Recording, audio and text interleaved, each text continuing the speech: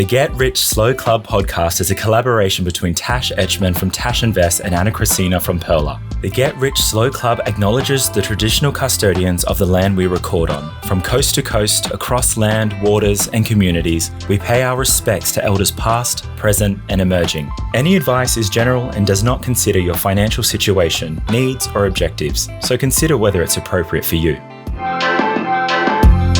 Welcome to the Get Rich Slow Club podcast, where we take you from beginner to confident investor, where we can teach you everything you need to know about investing. So come get rich slow with us. We wanted to end the year with some of the things we've learned throughout 2023. We love reflecting, taking notes of the things we've accomplished, failed at, and things we want to do better in the new year. So this episode is all about that. But before we get started, our money wins and losses. Tash. I'm very excited. I loved Milk Run when I lived in Sydney for a little bit, and it's finally come to Canberra. They had an offer I saw on Ozbargain. Ozbargain is so good for finding deals, where you got 5,000 Woolworths rewards points, which is worth like $25. You can swap 2,000 points for a $10 credit on your shop, which is great.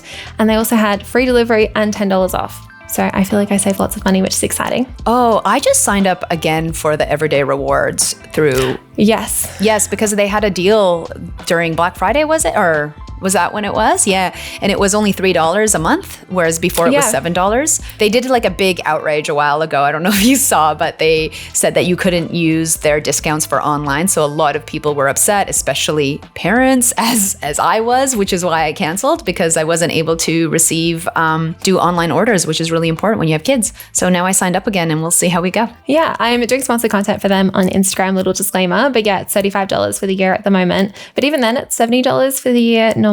So if you save at least $7 a month, like it's worth it. And you get 10% off a Big W shop. So I did a big book shop the other day and saved like $15, which is very exciting. Oh, great. My money win was I got a mortgage interest rate reduction by just asking my broker. So it went from 6.14 to 6.09.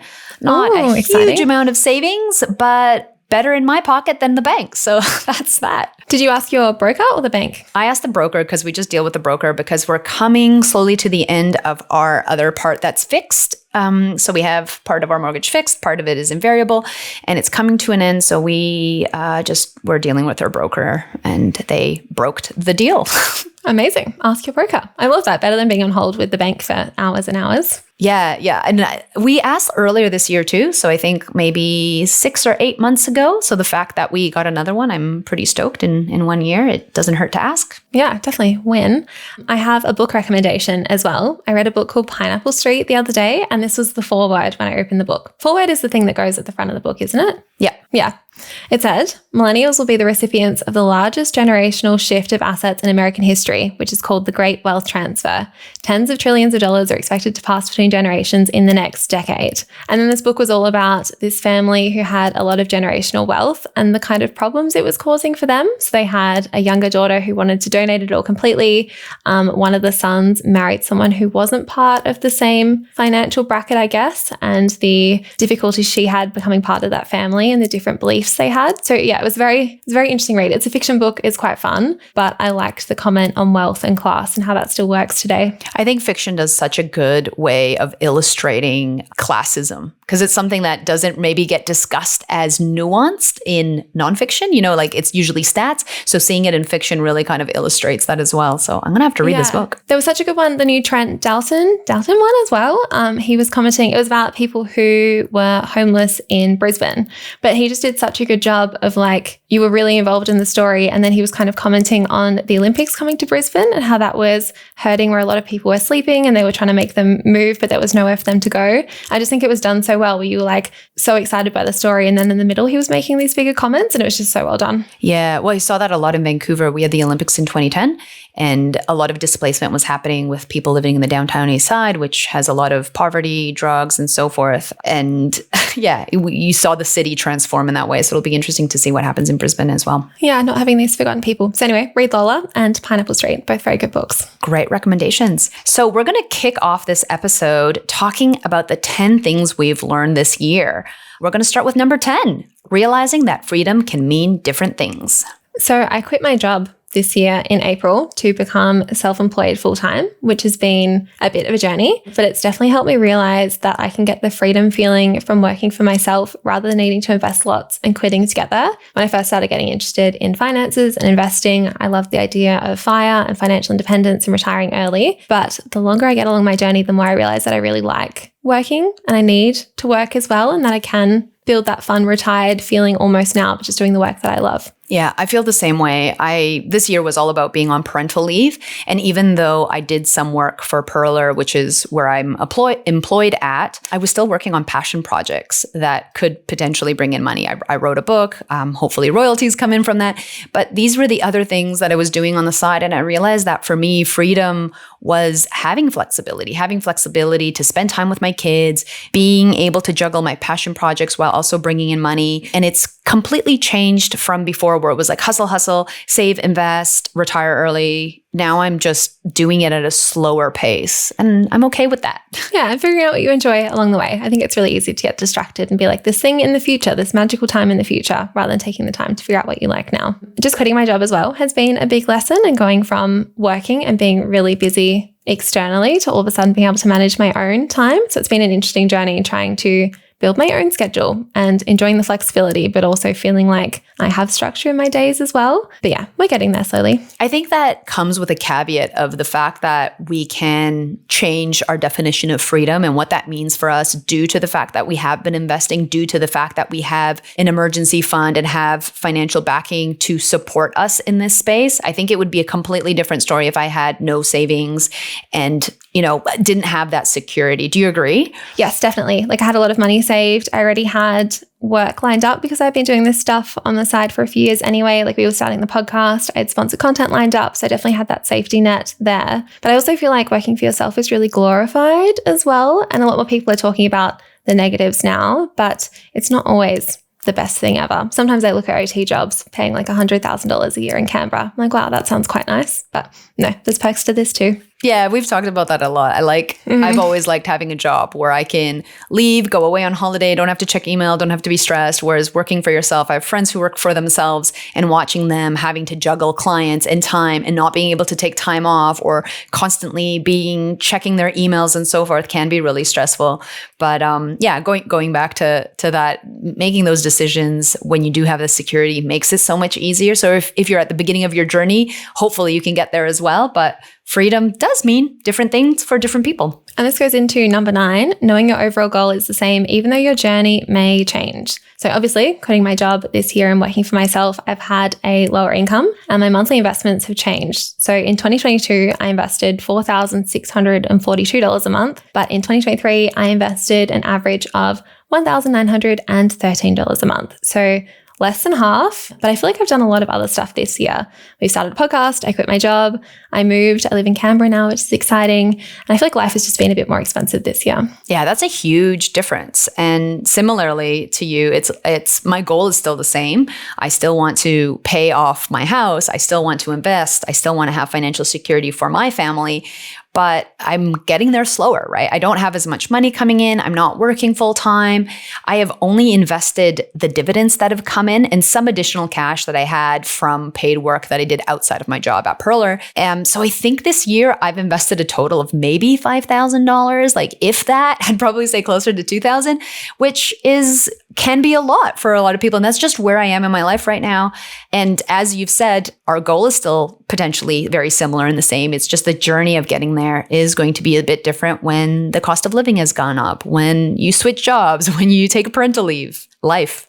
Yes, life. I think it can be a bit disheartening as well when you go from investing a lot and then you drop a little bit and it feels like you're going backwards. But overall, like we're not going backwards, we're still moving forwards. We're just doing other things in the meantime. It's like success. It's not linear, right? And if we think it's linear, in the same way that you think if you're going to get the exact same return each year from investments, Life is not like that. You might have to take a pay cut sometimes. You might have to take leave. You might have to invest less. And that's okay, because success is not linear. It's up and down and up and down and down and down and up. And taking risks for things that don't pay off straight away as well. Like this podcast, for example, I don't get paid for. We haven't put ads on the podcast yet, so I haven't made money from it. And it's taken up a lot of time this year. And I could have gone and gotten a job and just got paid my hourly rate instead. But the potential here is it could make more money next year, and it could lead to other opportunities. Like we got an offer to write a book from this podcast as well, which has been great, which will have other benefits. But seeing things in a slightly different light and not just looking for that immediate return straight away on my time. Which brings us to number 8, why an emergency fund is so important. I don't think anything that we've done this year could have happened had we not had some security. And an emergency fund is absolutely crucial in that situation. For me, I had to fly back to Canada. I had a very sick family member that I needed to go to. I was also on parental leave, and I extended my parental leave due to that trip and due to life. Had I not had that money in the bank, had I not considered it ahead of time that I needed money in my emergency fund, I wouldn't have been able to do either of those things.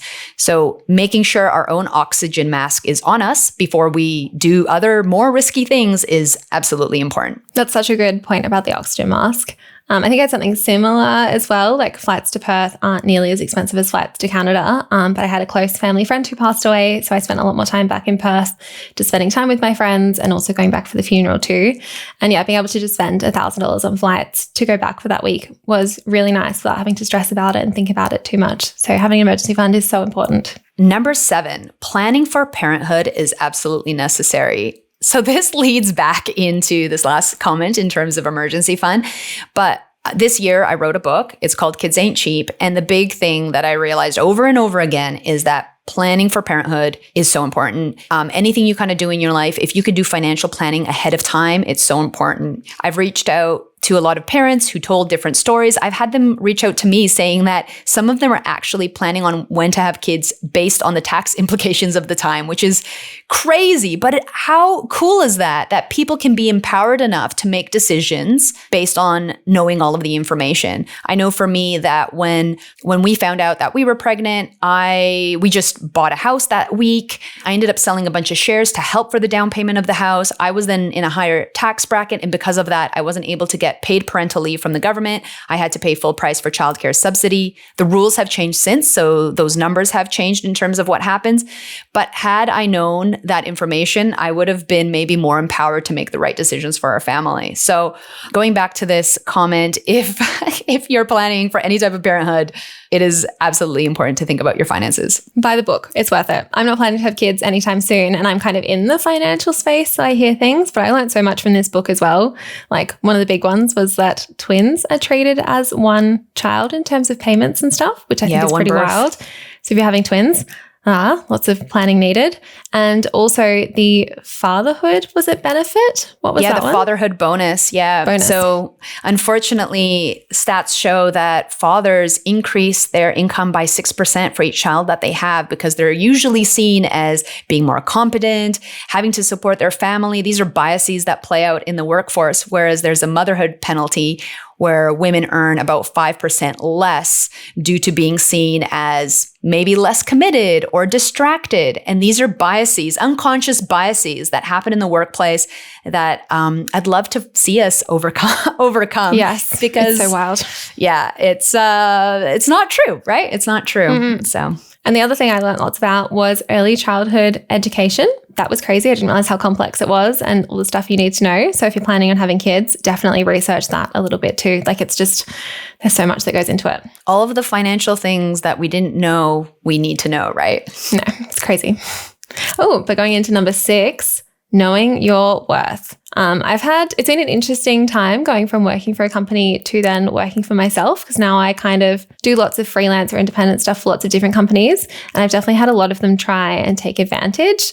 I've been underpaid. I've been paid 4 months late. Companies have tried to pressure me into extra things we didn't agree to or that weren't in the contract either. I was even asked to speak about gender inequality for free at a massive company as well. So lots of interesting things this year. That last one blows my mind. Mm-hmm. To be asked to come and take time out of your day to have a presentation on gender inequality, but to do it for free is so contradictory to me. And they had like 6 people copied into this email chain. So they was paying 6 people to use their time to try and email me about this event. And then they asked me to be generous with my time and tried to almost guilt me into it by being like, oh, this person was generous with their time, so maybe like you could be generous with yours as well. This is a big for-profit company. Like they definitely aren't struggling with the funds to run this. Yeah, just interesting. Know your worth is such an important topic for me as well, because I talk quite a bit about negotiating your wage, increasing your income, and doing that as a job, right? Like I don't have a side business. This is my life. My life is my job that I put a lot of effort in. And sometimes it's really hard, especially if we're talking about women. Women, often it's argued that women don't negotiate their wage or that they don't try to push forward to get an increase or so forth. And that's actually not true. Women often do. But again, because biases in the workforce are that like come into play around gender, they're often just not compensated in the same way as male counterparts. So this is something that I feel passionate about. And this year was a year where I really did think about my worth and my time, because I don't have a lot of time. I'm a parent. I'm doing this podcast. I'm working. I'm writing a book. I'm writing a second book. For me, it's all about my time. And if I'm giving you my time, that really means that it's worth it. And so please don't waste it is how I've been thinking a lot in terms of that as well. I can vouch for how busy you've been. I am so impressed by all the stuff that you've been doing. You are so productive. It's incredible. But it is one of those things that us as individuals, and as I get older, I value my time more and I think about my worth more. And we've talked about this, Tash, a lot in terms of pay transparency and how important that is as well. I think Tash and I have talked a lot about even speaking engagements and how much do people charge, because it then enables us to be more equal, to talk about gender equality, to talk about, pay transparency. And that's something that has been a big learning thing, I think, for both of us this year. Definitely. Even in my job that I worked at the start of the year, I asked for a pay rise, a bigger starting salary. So initially they offered me, I think it was $75,000, and then I asked for $80,000 or $85,000. I can't remember the exact numbers. And then I found out no one else had tried to negotiate really that I'd spoken to. So even just having those conversations in the workplace seemed to help a lot. Because a lot of people think in healthcare you can't negotiate your salary, but a lot of healthcare companies are for profit these days, so you probably can. That is a very good point. Mm-hmm. Number 5, taking opportunities when they come. We got a very good opportunity, I think it was the middle of this year. A publisher reached out asking if we wanted to write a book. And Anna, you just written your book, so you were a bit like, oh no. Yeah, it is interesting because I think a lot about opportunities. And when I was younger, I had a lot of time. So I would say yes, yes, yes, yes to everything. And as I've gotten older, I don't say yes to everything. I really think about the opportunities that come to play. And Tash knows this. Like, I just finished a book. I was exhausted from writing. A part of me was like, oh, to write another book, that's so much work. But then on the other side is that I love working with Tash. I do love writing. Yes, I would have loved to have written this book in 6 months' time, but opportunities come and we know what we're capable of and we know what those best opportunities are. If there's a gut feeling inside for me often when I'm like, I don't want to do this, I don't think this is beneficial, I know it's not the right thing. And other times you're like, this is the right thing. I need a break, which was the case. It's you take the opportunities. So I think for both of us, we've realized like we want to take the opportunities that align with what we believe in and what we want to do. I think this comes back to quitting my job as well. Like I really liked working and I really liked working in healthcare and I really liked the job I was working, but I kind of had to take the opportunity now while we were starting the podcast, my social media was doing well, to just give it all of my effort and see what came of it. Because OT will always be there, but finance, social media might not. And also with the book as well, I didn't think I ever wanted to write a book. I was always like, oh, that's so much effort. But when the opportunity just kind of landed nicely in our laps, like we couldn't really say no. Like writing with you is a lot easier than writing by myself. We knew what we wanted to write. It's a lot easier than if I was coming up with it by myself. But definitely the first thought was like, a book. I don't know. Probably not. But here we are.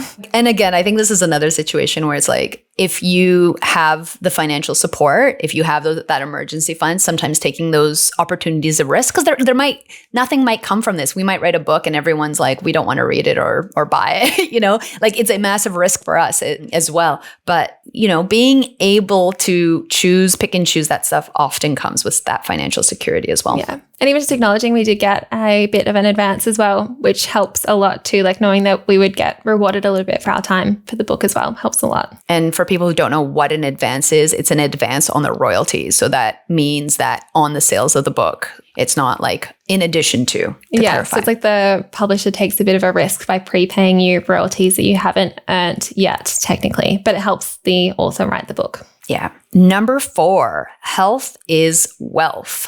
Some of the health things I've invested in recently, this week actually, I bought a walking pad, which I'm very excited about. When I used to visit my parents, they had a treadmill and I really enjoyed walking on the treadmill and reading, but I don't have one where I live now. So I bought a walking pad, which is very exciting. I also bought 50 Pilates classes when they were on special. It was like $500-$600 to buy them all, but it worked out to only $11, $12 a class each. And I find if I'm just going individually to classes, I sometimes don't want to go because they're a bit expensive. So being able to prepay for them kind of removes that decision and I know that I need to use them. And also I've been basing more social things on things like rock climbing and coffee walks and doing more active stuff with my friends so I can be active while also seeing people. For me, health is wealth has gone down the drain. That was your goal. I remember last year. Yeah. It was my number one goal. I often set goals up at the beginning of the year. I often look back at my accomplishments at the end of the year. And the one thing I wanted this year was to focus on my health. That was the big thing. Like postpartum, you're just in a completely different place when you've had a baby basically annihilate your body. There's a lot of things I wanted to look after, but unfortunately, it really went out the drain. Like I said, I was really, really stressed because I had to go back to Canada. I had a family member who was sick. It made me then go and get all the doctor checks that I wanted to do to just double check. You know, often we neglect ourselves in the sense that we don't go to the doctors and do the things and do the blood work and do all those tests. I did do that part, but the part that I neglected was my sleep due to stress, what I was eating. I've always been an active person, but I didn't actively invest in working out or exercising. I do chase little people around. I was telling Tash at the beginning of the show, I walk like 4 to 5 kilometers a day, just chasing little humans around the house and sorting things. But I have neglected my health, and I realize how important that is because once your health is gone, it doesn't matter how much money you have in the bank. Really, health is wealth. I felt this a little bit more as well, like working full-time with social media now, how much it impacts me spending a lot more time online and not having that separation and trying to find ways to separate it out a little bit. And also just traveling a lot. Like I don't exercise that much when I travel. I'm eating more ham and cheese toasties on the plane. I'm not eating as well. I'm getting more Uber Eats. So trying to balance out the fun of traveling while also sticking to a routine and making more healthy choices. I just want to comment on your thing about social media. I have spent way too much time the past little while due to being an avid follower of the news and what's happening in the world. And that has done a number on my mental health. And especially when you feel helpless or hopeless as well, trying to navigate what you as an individual can do can be really stressful. So having to balance my mental health while still wanting to be an activist is challenging. Yeah, and especially as more of our jobs become online as well, we need to be aware of what's going on in the world, like from a personal point of view, but also a work point of view as well. It's really hard to separate stuff out and have non-online time and non-phone time and try and disconnect as well, because it's really hard to disconnect at the moment. Number 3 is all the ins and outs of creating a podcast. That was a big thing we learned this year. It's been a lot of work, but also a lot of fun. For me, the biggest challenge has been creating in a different format. I got very used to making short, sharp TikTok videos. So creating longer form content instead has been interesting, but I think it's good. I like it. We also had a really fun time focusing on what our community really would get within the first 10 episodes. That was where we spent a lot of time thinking about if you wanted to learn how to invest from step 1 to step a million, what are the steps you need to take? Well, actually step 10, I guess. We have 10 episodes. Yeah. That was a lot of our effort. And fortunately, we got a lot of great feedback. It's a great place to send people. So if you know of anyone who's learning how to invest, send them that way as well. think it was really helpful just for me too to outline what those steps are, because I kind of like dip in and out. I'm further along in my journey than some people. So it was good to go back and be like, great, what are the first 10 steps and what order do they need to be in as well? So that was quite interesting working that out with you. The other logistical thing when it comes to podcasts is just how much work they are. Everything from just like the tech setup, right? Like we had to get all of the equipment, which is our microphones, and just for context, if anyone's interested in what we use a USB mini Rode mic. We have a Rode arm on our desk. We have a Joby tripod and a Joby ring light for our video content. We usually use our iPhones for cameras because we realized that the Sony cameras we had weren't producing really good video for her YouTube channel. We just didn't have the right cords. Apparently you need HD cords. Who knew? All of this stuff. So it really took a long time to get everything set up from the beginning. And then the other side of it is the editing side, which neither of us do. We have an amazing editor. Shout out to Adam. It is a lot of work and usually the biggest cost when it comes to podcasting. I know a lot of people do it by themselves as well. We're really fortunate that we have someone else doing it, but it is a lot of work even regardless of that. Yeah. And when you see a podcast, it's like, oh, they just like spoke for an hour. It takes an hour, but it's all the planning beforehand and like planning all the episodes, what order they're going to be in, organizing interviews with people, organizing just everything, recording it, and then afterwards doing the work as well, reading through the show notes, deciding on a title. Like it's a big process. I understand why it's a lot of people's full-time jobs. Yeah, but we love that we're doing this. We love the community. We love the feedback that we're getting, and please keep it coming because in the new year, we're very excited to make it even a better podcast. So Thank you for all your support. Yeah. Yay. Number 2, you can always change your investing strategy. Ana, how has yours changed? It has changed a lot. I owned a property in Canada, being a Canadian and all, and I never expected to sell this property. I never really thought about it and so forth. And at one point, because I'm on parental leave, my partner said to me, what are you planning on doing with that property? And because of the way the taxes are done in Australia, you are taxed on your world income because I'm an Australian citizen now and live here, a permanent resident.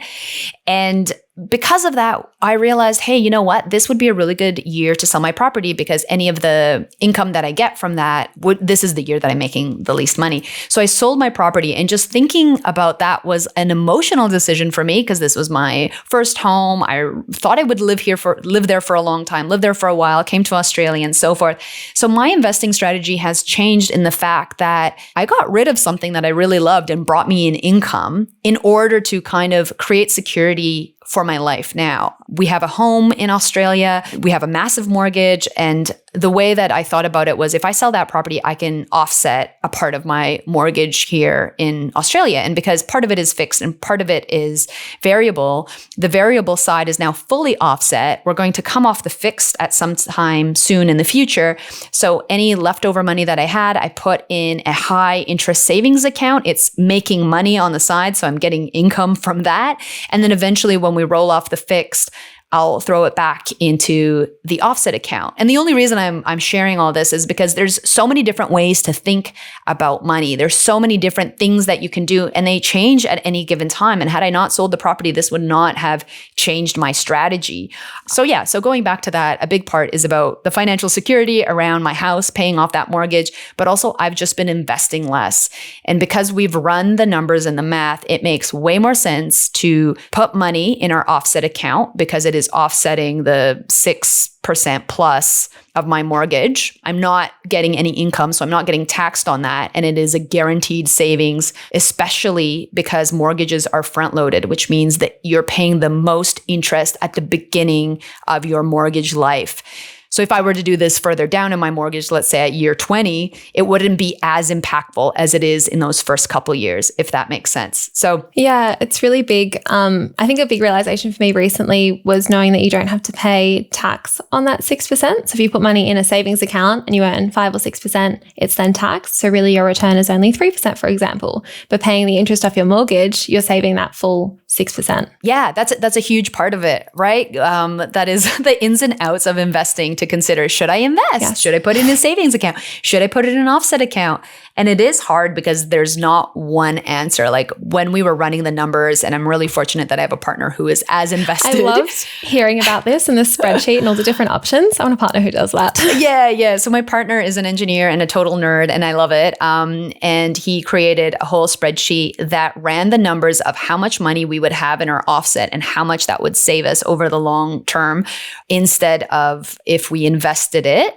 And then the other side of it, which is further down the line, is when we debt recycle, which is a whole other topic that we haven't really discussed on the podcast. But that's essentially when you're using debt to invest. Yes, more exciting things to come. More exciting things to come. It's like the fun spreadsheet answers, but then also like the emotional answers as well. Like selling your apartment is an emotional decision. And that would have been hard. Yeah. So that was my long-winded answer, but I think it's really important to think about all of the different considerations. And this wouldn't have been the case, a few years ago when I didn't own a house. The more assets, I guess, that you have, the more room there is to change your strategy along the way. Whereas, if we talked even like 2 years ago, I didn't have a house then, Yeah. There's lots more levers to pull when you've got a mortgage and things as well. Yeah, mine has been this year more just around consolidating everything. So when I first started investing, I was excited and I wanted to try every platform ever.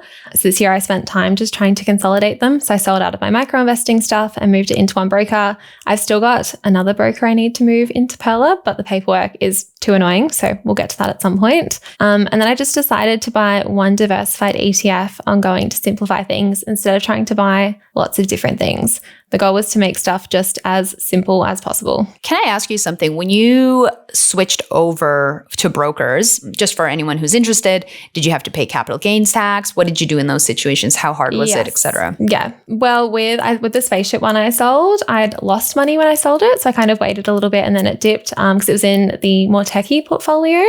So I had a capital loss on that. And then I sold out of Vanguard Personal Investor because the paperwork to fill out was just horrendous. And I probably had $1,000 of capital gains in that one. So the loss from Spaceship would have offset the gains from Vanguard Personal Investor. And then I sold out of Raise as well. I think you can request a transfer from Raise, but there's a fee. But yeah, it was just easier for me. I was a bit over all the paperwork, so I just sold it. And I think it all evened out, offsetting the losses and the gains that way. And then with ComSec, I want to transfer to Perla, but you need to print and sign the forms yourself and then scan them back. And I haven't had a printer where I live now. So that's on the list to do, but there's so much paperwork. They make it so hard. Yeah, they don't want you to transfer out. That's a huge part of it. I know that's an issue for me because so in all of your situations, you have some kind of capital gain, loss or gain. Yeah, that are offsetting each other. Yeah. And did you strategically consider what tax year you wanted to do it? Not really, because they kind of offset each other anyway. I had, back when I bought those fun shares I lost a lot of money on, I sold some of them. So I had a capital loss as well that I was carrying forward. So I knew that I wanted to offset that with a capital gain at some point too. So it was more just like talking to my accountant about offsetting that with each other rather than which year to do it in. And also Spaceship had a lot of troubles this year legally. Like they had a trading halt where no one could buy or sell for 3 weeks. I'd sold a bit before that, but there was just a few things that popped up where I was like, no, it's better just to do it now and sort it out rather than maybe having more capital gains in the future. Yeah, because I transferred from Self-Wealth to Perla like a couple of years ago. And that was, again, you had to like sign the paperwork, but it wasn't complex or difficult at all. I think I just made it difficult having so many different platforms with different ownerships. Like if it was just ComSec to Perla, that would be easier. But yeah, the other ones too, like adding in micro investing definitely added to it. But also it was with smaller amounts of money. Like I think my Spaceship one was $9,000. So it was not like I was selling $200,000 to transfer it out. I think if it was a larger amount, I would have planned a bit better around it. Yeah, it depends on how much money you have in each of those. But the moral of the story is you can always change your investing strategy. Yes. And surely your investing strategy wouldn't be the same at age 20 as it would be at 40. So that's just life. Micro investing has its place, yes, but you can always move out of it. Yeah. And finally, the last one, realizing what is really important to us. Sometimes it's not actually about the money. Yes, everything is kind of hinged on money because money is related to our life, but life is so much more important than that. I went to a random talk in Sydney a few months ago by Robert Waldinger. He did the happiness study. He's the director of the largest longitudinal happiness study in the world based at Harvard. And he was talking about how the biggest predictor of happiness is actually your relationships. So even they went through They have so much information on people. It's pretty wild. So it started out with people, I think, in like the 1930s, and then they followed their kids and their grandkids as well, and they look at everything. They know so much about them. And they used to even measure their skull size, which is quite interesting because I thought maybe that would mean something in the future, but it doesn't now. But yeah, after all of that data, they found that the biggest predictor of happiness is the quality of your relationships. So that, I think that rings true for a lot of us. It definitely is for me. I've spent a lot more time this year flying home to see family and friends and visiting friends in other states and putting a lot more emphasis on that this year. I also agree. I think relationships are a big one. I'm really great that I have an amazing partner. I think that's a big indicator of both your happiness and your financial success in life. So that's really important. But just being far away from family, especially at hard times, has been hard. I'm so grateful for connecting with people online and just being able to kiss my kids goodnight. I don't know. I'm appreciating those moments more and more when you see what's happening in the world, when you feel so disconnected or far away or helpless, and just being able to value those moments that you have with people and just really nurture those relationships. Because if you don't, as I've learned in life, if you don't nurture the friendships and the relationships you have, they won't continue to be there.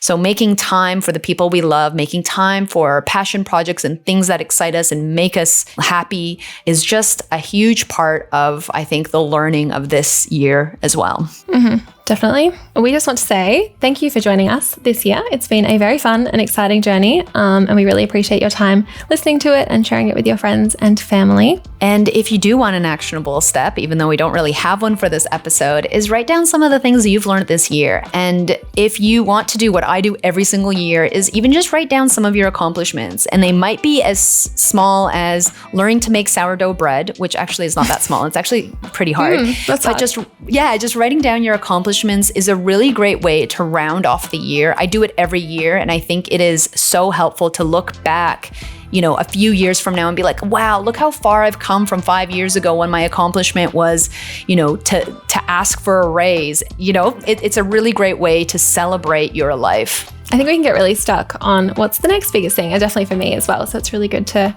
acknowledge where you've come from and what you've achieved. And yeah, that's a great idea. Well, thanks for joining us. Okay, bye. Thanks so much for joining us. If you found this episode helpful, please rate us 5 stars, write a review, or share with a friend. If you're new to investing, make sure to listen to our first 10 episodes. Follow us at Get Rich Slow Club or Tash at Tash Invests or me at Ana Kresina. This show was brought to you by Natasha Etschmann, who is an authorized representative 1299881 of Guideway Financial Services, AFSL 420367, and Perla, who is an authorized representative 1281540 of Sanlam Private Wealth, AFSL 337927. Knowledge is power, especially when it comes to investing. So make sure you check out our financial services guides and read the product disclosure statement and target market determination for any investments you're considering. See our show notes for more info.